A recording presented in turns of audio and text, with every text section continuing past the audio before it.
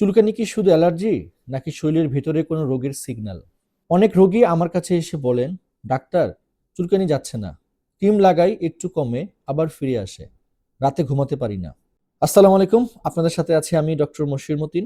কাজ করছি ইন্টিগ্রেটেড মেডিকেয়ারে as a functional and aesthetic dermatologist হিসেবে। আজকে আমি ইচিং সম্পর্কে বা চুলকানি সম্পর্কে কিছু গুরুত্বপূর্ণ তথ্য আপনাদের সাথে শেয়ার করব। চুলকানি কি সত্যিই অ্যালার্জি নাকি শরীরের কোনো একটা সিগন্যাল? আজ আমি এই কথাটাই আপনাদেরকে সহজ করে বোঝাতে চাই। চুলকানি আসলে কি? চুলকানি হলো শরীরের একটা ওয়ার্নিং সিগন্যাল।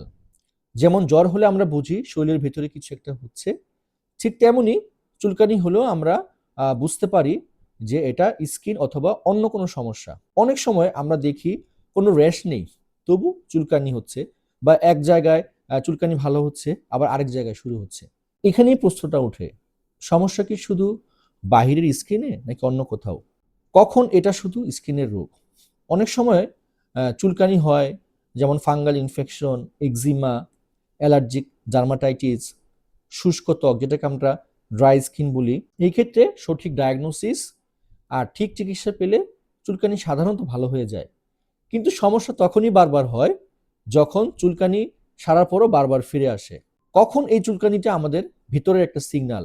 অনেক ক্ষেত্রে চুলকানি হয় লিভারের সমস্যায়, কিডনি সমস্যায়, যাদের ডায়াবেটিক্স থাকে, যাদের থাইরয়েডের সমস্যা থাকে বা বিভিন্ন হরমোনাল ইমব্যালেন্স থাকে, দীর্ঘদিন স্ট্রেসে থাকে, তাদের কিন্তু অনেক সময় চুলকানি হয়।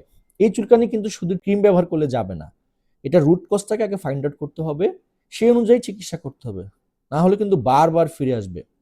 সবচেয়ে বড় ভুলগুলো আমরা যে জায়গায় করি সেটা হচ্ছে নিজে নিজে স্টেরয়েড ক্রিম ব্যবহার করি, আত্মীয় স্বজনের কথা শুনে বা ফার্মেসি থেকে ওষুধ এনে ব্যবহার করি। শুরুতে চুলকানি কমে, রোগীরা ভালো হয়, খুশি হয়, কিন্তু কিছুদিন পর আবার ভয়ঙ্কর আকারে ফিরে আসে। এটা বিশেষ করে দেখা যায় ফাঙ্গাল ইনফেকশনের ক্ষেত্রে, এক্সিমার ক্ষেত্রে। তাহলে আমাদের এই ক্ষেত্রে করণীয় কি? যদি আপনাদের এ ধরনের সমস্যা হয়, চুলকানি যদি বারবার ফিরে আসে, রাতে যদি চুলকানি বেশি হয়, তখন আপনারা কি করবেন?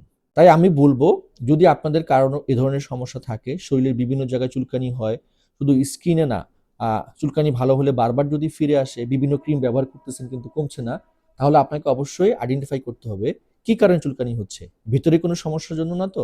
চুলকানি ছোট কোনো বিষয় না, এটা শরীরের একটা ভাষা। আপনার কাজ হলো এই ভাষাকে বুঝতে হবে যে আপনার ইচিংটা কি জন্য হচ্ছে। এটা কি বাহিরের সমস্যা নাকি ভিতরের সমস্যা? যদি বাহিরের সমস্যা হয়, তাহলে ক্রিম ব্যবহার করলে, ডাক্তারের পরামর্শ অনুযায়ী চিকিৎসা নিলে ভালো হয়ে যাবে।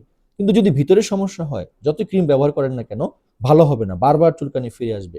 তাই আমি বলবো, যাদের চুলকানি বারবার ফিরে আসতেছে, তারা অবশ্যই একজন ভালো ডাক্তারের পরামর্শ নিন। আপনারা চাইলে আমাদের এই সেন্টারে আসতে পারেন।